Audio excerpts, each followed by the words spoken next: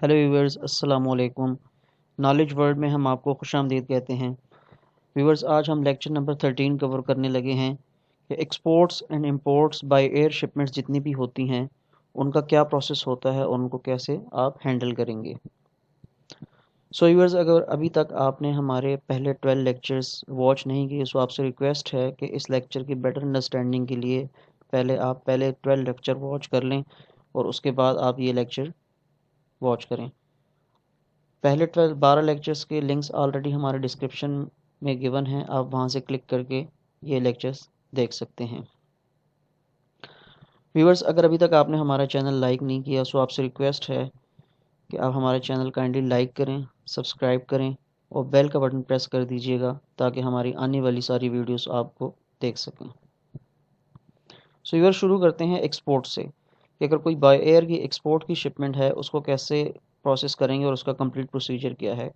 So viewers, अगर shipment CNF basis पे होगी तो एक्सपोर्टर या शिपर आपके साथ क्यूरी शेयर करेगा कि आप हमें इस शिपमेंट के लिए रेट ऑफर करें। उस क्यूरी में क्या क्या इन्फॉर्मेशन इंक्लूसिव होगी मैं आपको बताता चलूँ कि उसमें ये 7 माइनर पॉइंट्स लिखे हैं। इन 7 पॉइंट्स में से जो भी इंफॉर्मेशन रिक्वायर्ड है वो सारी एयरलाइन आपसे रिक्वायर कर सकती है। ये इन्फॉर्मेशन आपको क्यूरी में शिपर शेयर करेगा और अगर इसमें से कोई भी इन्फॉर्मेशन मिसिंग है तो आपने पहले ही उससे रिक्वेस्ट करके इन्फॉर्मेशन मंगवा लेनी है। फॉर एग्जांपल, कमोडिटी नेम क्या है और इसके अलावा कार्गो का टोटल वेट क्या है, नंबर ऑफ़ कार्टन्स क्या हैं, डायमेंशन ऑफ ईच कार्टन क्या है, ओरिजिन एयरपोर्ट क्या है, डेस्टिनेशन एयरपोर्ट का नाम क्या है। और अगर ये DDP या डोर डिलीवरी की शिपमेंट है तो वो आपसे डेस्टिनेशन के चार्जेस भी मांग सकता है। तो उस पर्पज़ के लिए आपको डेस्टिनेशन डिलीवरी एड्रेस भी चाहिए और उसके अलावा वहाँ पे ड्यूटीज़ वगैरह, कस्टम वगैरह कैलकुलेट करने के लिए आपको इनवाइस और पैकिंग लिस्ट भी रिक्वायर होगी जो कि आपने अपने एजेंट को भेजनी होगी जो आपको डेस्टिनेशन चार्जेस कोट करेगा।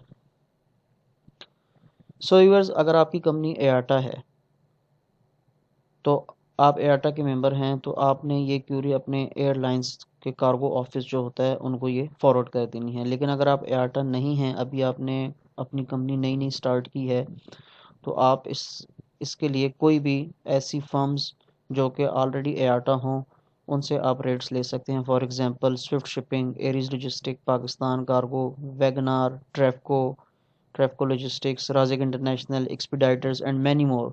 ऐसी बहुत सी फर्म्स हैं जो कि आप गूगल पे सर्च कर सकते हैं तो आपको मिल जाएंगी और वहाँ से आप रेट्स उनसे ले सकते हैं। Freights rate will be charged at the chargeable volume or weight। Air cargo में मैंने आपको पहले भी एक्सप्लेन किया था को जो आपसे वेट चार्ज होगा, फ्रेट चार्ज होगा, वो on the basis of chargeable weight होगा कि आपका चार्जेबल वॉल्यूमेट्रिक या चार्जेबल वेट क्या है।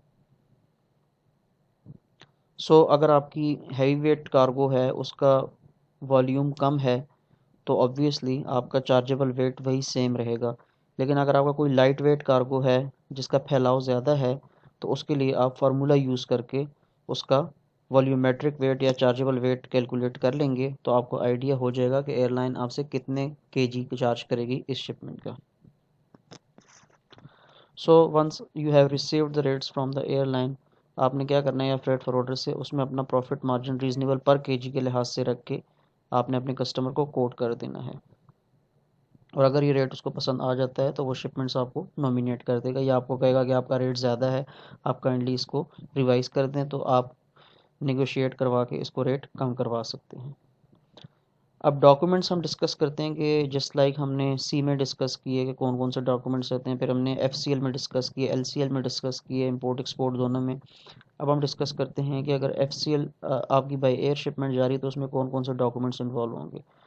तो व्यूवर्स, एयर एक्सपोर्ट में आपका MBL, HBL, जिसको हम मास्टर एयरवे बिल कहते हैं, MAWBL भी कहते हैं, HBL होता है, हाउस एयरवे बिल भी कहते हैं। उसके अलावा मैनिफेस्ट की कॉपी होती है। अगर आप हाउस इन्वॉल्व कर रहे हैं तो हाउस के साथ आपका मैनिफेस्ट, कार्गो मैनिफेस्ट भी होता है और इसके साथ एक नॉन DG अंडरटेकिंग होती है जो कि एयरलाइन को आपने देनी होती है कार्गो के लिए, शिपमेंट के लिए। और इसके अलावा एयरलाइन सिक्योरिटी सर्टिफिकेट्स होते हैं बाज़ औक़ात जो कि आपको फॉर्मेट आपके पास एयरलाइन के पहले से अवेलेबल होते हैं, उन्हीं को आपने प्रिंट करके साइन स्टैम्प करके शिपमेंट के साथ हैंड ओवर करने पड़ते हैं। और उसके अलावा बास एयरलाइन की अपनी अपनी रिक्वायरमेंट होती है, कुछ स्पेशल डॉक्यूमेंट होगा तो ऑलरेडी आपको बता दिया जाएगा या प्रोवाइड कर दिया जाएगा कि ये डॉक्यूमेंट भी शिपमेंट के साथ आपने एयरपोर्ट पे हैंड ओवर करना है। टैग रेट की बात करते हैं व्यूअर्स। एक तो हमारा नॉर्मल एग्रीड रेट होता है एयरलाइन के साथ। फॉर एग्जांपल आपका एग्रीड रेट एयरलाइन के साथ है कि 50 रुपीज़ पर केजी या $1.2 पर केजी। लेकिन एक the air cargo tariff rules हैं, उनके एक्सटेंडेड रेट्स होते हैं जो कि आपके एयरवे बिल के ऊपर लिखे होते हैं। वो ज़रूरी नहीं है कि जो आपका एयरलाइन के साथ एग्रीड रेट हो वो उसके इक्वल हैं, वो उससे मोस्टली ज़्यादा ही होते हैं। उसको हम कहते हैं टैग रेट, जो कि आपके एयरवे बिल के ऊपर लिखा होता है। उसके लिहाज से आपने चार्जेस नहीं लेने होते कस्टमर से, बल्कि जो आपके एग्रीड चार्जेस एयरलाइन के साथ होते हैं आपने वही पे करने होते हैं और अपने कस्टमर से भी वही चार्जेस लेने होते हैं जो आपने अपने कस्टमर के साथ एग्री किए होते हैं। एक एग्जांपल लेते हैं। फॉर एग्जांपल किसी कस्टमर की आपके पास एक क्यूरी आती है जिसमें कार्गो वेट है 450 kg और कमोडिटी शूज़ है 10 कार्टन हैं विद XYZ डायमेंशन, उसने भी दे दिया आपको हर कार्टन की। ओरिजिन लाहौर एयरपोर्ट है, डेस्टिनेशन एयरपोर्ट एम्स्टर्डम है, उसने सारी इन्फॉर्मेशन आपको प्रोवाइड कर दी है। अब आपने क्या करना है, आपने सबसे पहले वॉल्यूमेट्रिक या चार्जेबल वेट कैलकुलेट करने हैं यूजिंग द फार्मूला।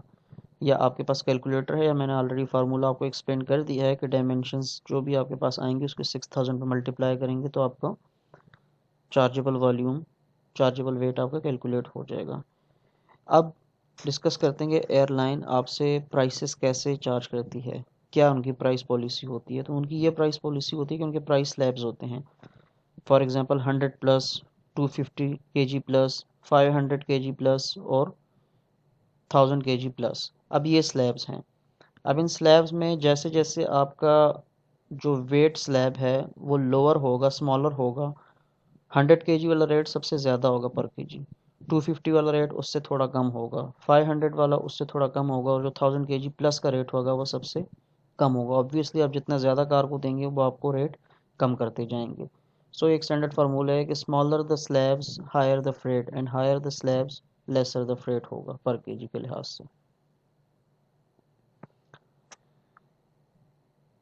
अब एयरवेबल करेक्शन प्रोसेस की तरह होते हैं, जस्ट लाइक सी और में हमने डिस्कस किया था और LCL में हमने डिस्कस किया था सारा कुछ। FCL LCL में सेम एज प्रोसेस बिल्कुल सेम है कि आपने एयरलाइन का जो आपने BL डमी प्रोवाइड शिपर आपको BL डमी प्रोवाइड करेगा या ड्राफ्ट प्रोवाइड करेगा, उस ड्राफ्ट से आपने वहाँ पे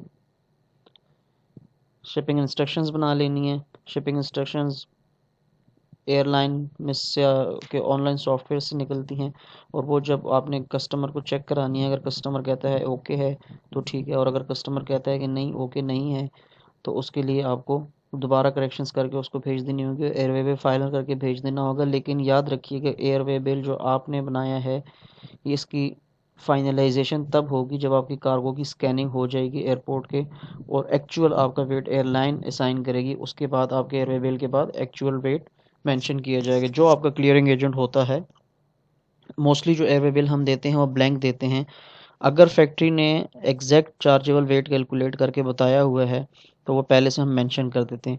लेकिन अगर फैक्ट्री ने जिसका कार्गो जा रहा है उन्हें एग्जैक्ट खुद भी नहीं मालूम कि इसका एक चार्जेबल वॉल्यूम क्या आएगा, वेट क्या आएगा, तो वो आपको बता देंगे कि भाई ग्रॉस वेट इतना है, चार्जेबल एयरपोर्ट पे जो भी आएगा वो आप लिख दीजिएगा।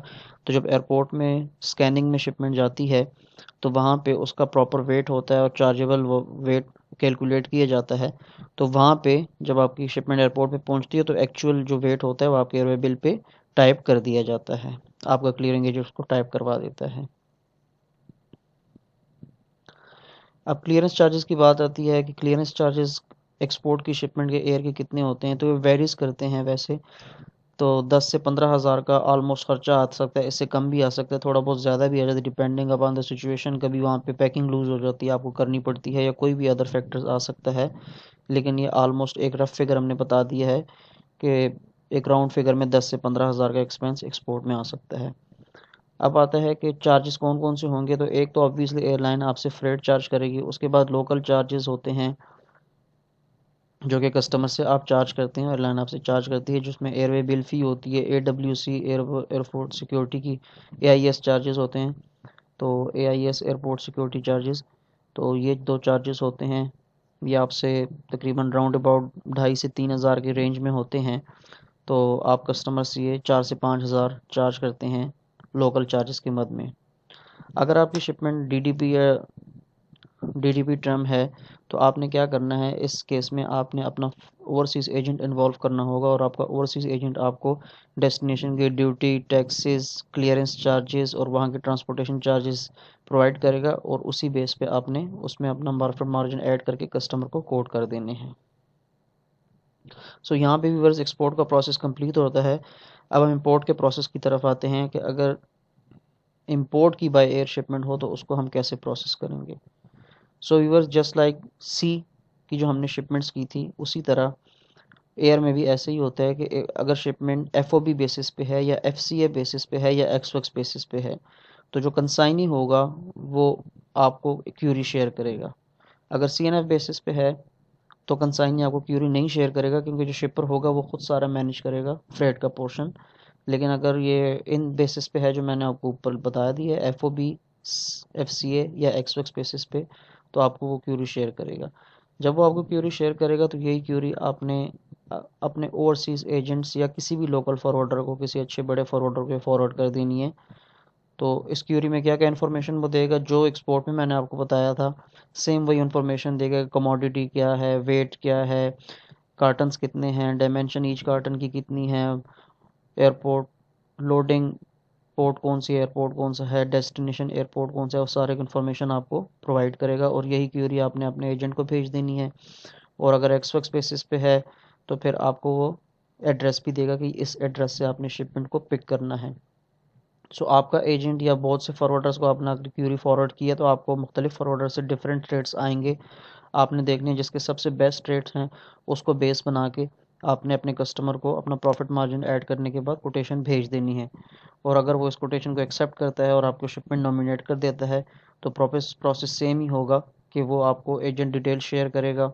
अब आपका जो आपका कस्टमर है वो आपको अपनी शिपर डिटेल शेयर करेगा, और आप उसके साथ अपनी एजेंट डिटेल शेयर करेंगे, और उसके बाद आपने BL के प्रोसेस कर देना है।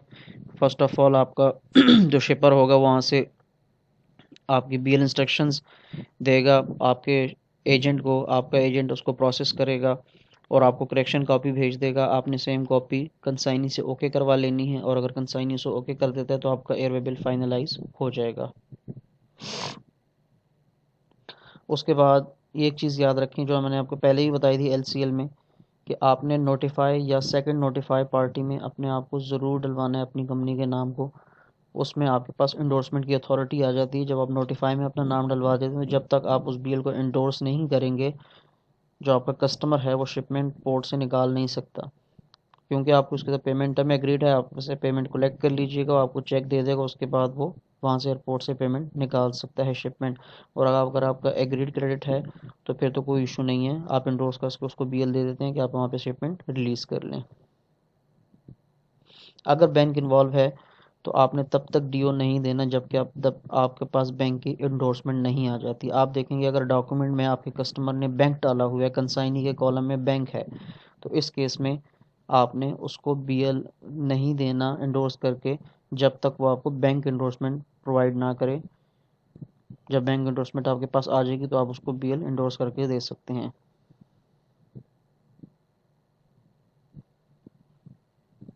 सो व्यूअर्स यहाँ पे इंपोर्ट का प्रोसेस भी कंप्लीट होता है। So viewers FSL academy paid course भी ऑफ़र कर रही है, online as well as academy based. So अगर आप इनरोलमेंट के लिए इंटरेस्टेड हैं तो इस कोर्स में हम आपको थ्योरेटिकल पोर्शन के साथ कंप्लीट प्रैक्टिकल ट्रेनिंग देंगे। उसके साथ हम आपको ऑपरेशनल एक्टिविटीज़ करवा के देंगे आपसे। उसके बाद इंटर्नशिप अपॉर्चुनिटी देंगे, और उसके साथ कोर्स कंप्लीशन सर्टिफिकेट भी आपको देंगे। कोर्स के चार्जेस हैं हमारे पाकिस्तानी स्टूडेंट्स के लिए 10,000, और अगर कोई ओवरसीज स्टूडेंट्स हो तो $100। सो पेड कोर्स के लिए अगर आप इनरोल करना चाहते हैं तो हमारा मोबाइल नंबर आपकी स्क्रीन पे गिवन है। इसके अलावा डिस्क्रिप्शन में भी हमारे वेबसाइट का लिंक, हमारे फेसबुक पेज का लिंक गिवन है, और मोबाइल नंबर। सो आपसे हमें कांटेक्ट करके आप कोर्स के लिए अपने आप को इनरोल कर सकते हैं। बहुत शुक्रिया। यहाँ पे हमारा एयर एक्सपोर्ट एंड इंपोर्ट का प्रोसेस कंप्लीट होता है। नेक्स्ट लेक्चर के साथ हाजिर होंगे, तब तक के लिए अल्लाह हाफिज़।